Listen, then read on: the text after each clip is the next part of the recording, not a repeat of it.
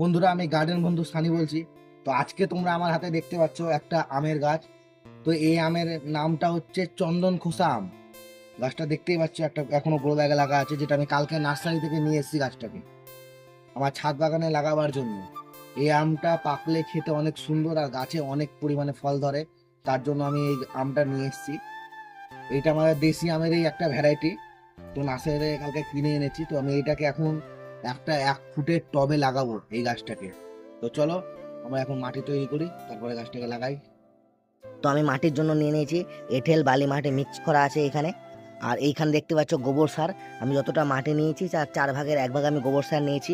আর এর সাথে মিক্স করব এখন আমি 1 মুঠ মতো শিংকুচি, যাতে ক্যালসিয়ামের অভাব না হয় গাছে। এইটা হচ্ছে শিংকুচি। এর আগেরটা যেটা দিলাম ওটা হাড়ের গুঁড়ো ছিল, বলতে আমার একটু মিস্টেক হয়েছে। আর দেবো 1 মুঠ মতো রক্ত জমাট করা যেগুলো বলে সেই সারটা। শেষে দেবো আমি 1 মুঠ নিমখোল, যাতে নিমখোল গাছের গোড়াকে অনেক পোকামাকড়ের হাত থেকে রক্ষা করবে। এইবার আমি এগুলোকে ভালোভাবে মিক্স করে নেব। নিয়েছি 1 ফুটের টব একটা। এবার টপের যে ফুটোটা আছে সেই জায়গাটাকে একটু খালি করে রাখতে হবে, যাতে ড্রেনেজ সিস্টেমটা ভালো হয়। গাছের ড্রেনেজ সিস্টেম যত ভালো হবে, তত গাছে জল জমবে না, তত শিকড় ভালো থাকবে, গাছ ভালো হবে। তার জন্য আমি একটা ইট দিয়ে দিলাম। এবার এর উপর আমি বালি দেবো 1 লেয়ার।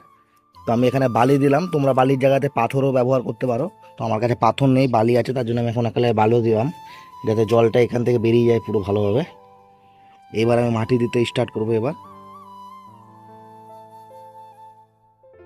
মাটিটা আমার ভালোভাবে মিক্স করা হয়ে গেছে, দেখতে পাচ্ছ তুমি। এবার আমি এটাকে দিয়ে দেবো টবে। মাটিটা আমি এতটা লেভেলে ভরে রেখেছি কারণ গাছটা এই লেভেলে চলে আসবে। একটু আমাকে ফাঁকা রাখতে হবে যাতে জলটা ধরে রাখতে পারে গাছটাতে। তো এবার আমি প্যাকেটটাকে কেটে, গ্রো ব্যাগটাকে কেটে নিয়ে মাটিটাকে কিছুটা ছুটিয়ে নিয়ে, মানে হালকা করে শিকড়গুলো বের করে দিতে হবে। বসিয়ে দেবো সোজা করে।